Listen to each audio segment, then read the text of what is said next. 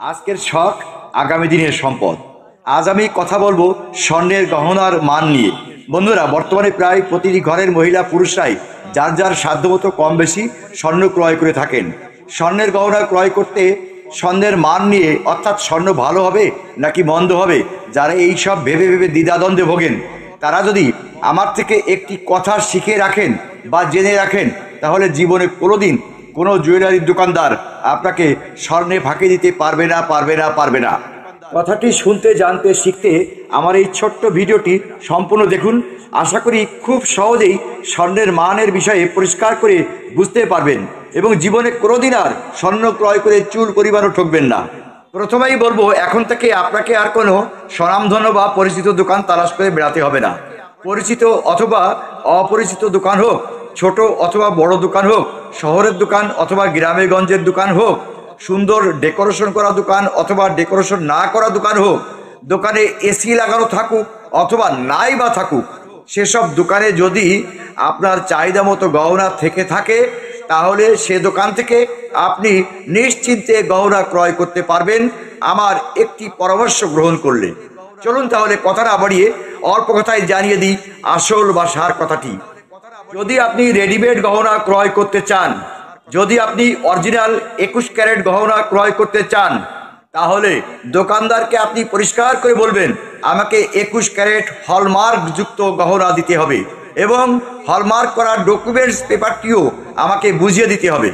এবার আপনি যদি অরিজিনাল 22 ক্যারেটের গহনা নিতে চান, তাহলেও সেক্ষেত্রে ওই একই কথা বলতে হবে।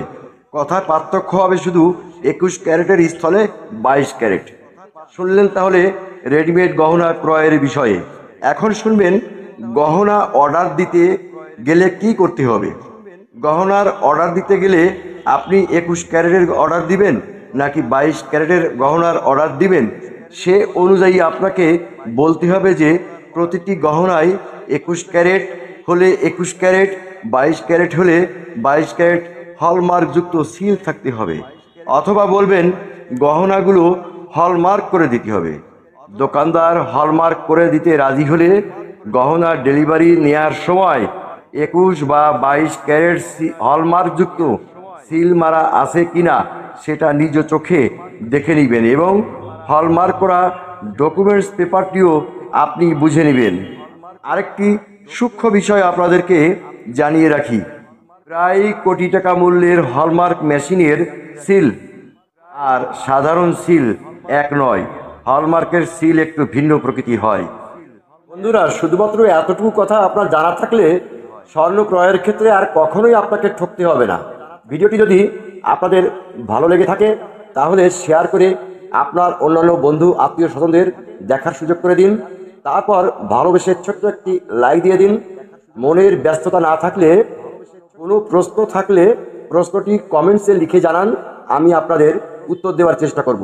ভিডিওটি শেষ পর্যন্ত দেখার জন্য আপনাকে অনেক অনেক অনেক শুভেচ্ছা ও ধন্যবাদ।